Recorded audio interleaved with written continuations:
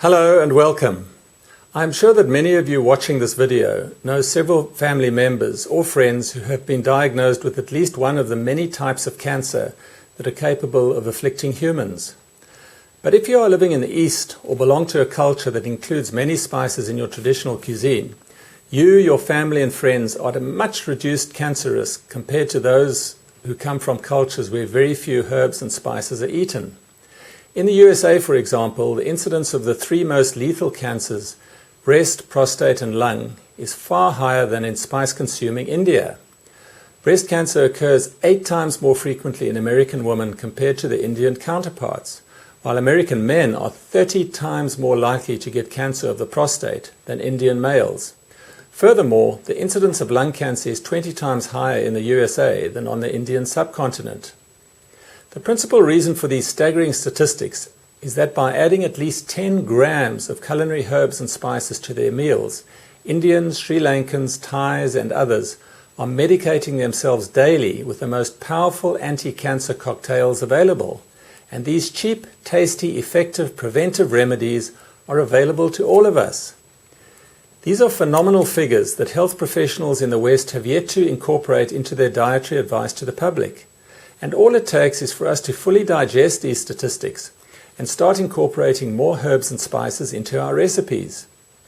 Apart from the epidemiological evidence that favors a spice-rich diet, scientists have studied the anti-cancer activities of a wide range of specific spices, including turmeric, black pepper, ginger, garlic, chilies, rosemary, mustard, and others.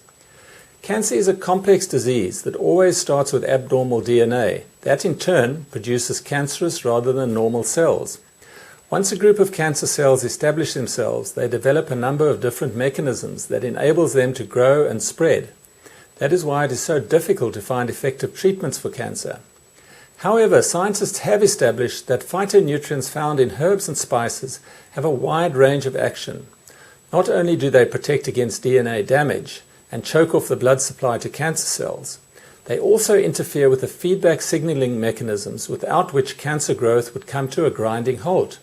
Furthermore, they have the amazing ability to reverse the immortality that is one of the most important characteristics of cancer cells. Many studies have attempted to show that vitamin supplements can help prevent cancer. Apart from 1 or 2 exceptions, there is still no evidence to show that this is the case. In fact, a number of the studies were stopped prematurely because those patients taking the vitamin supplements were found to be at a higher risk for developing cancer than those who were taking a placebo. In other words, there is evidence that taking excessive amounts of vitamin supplements can actually increase your cancer risk.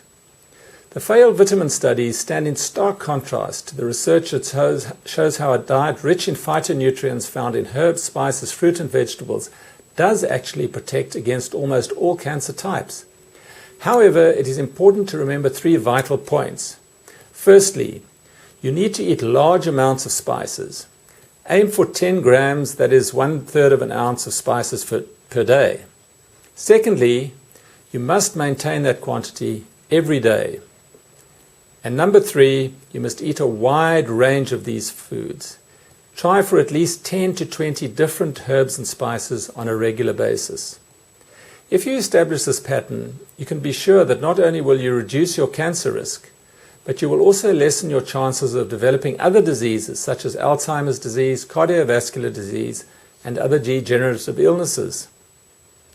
For much more information on the best cancer-fighting spices, please go to my website, where you can view other videos and download a free PDF copy of my book, Medicinal Seasonings: The Healing Power of Spices.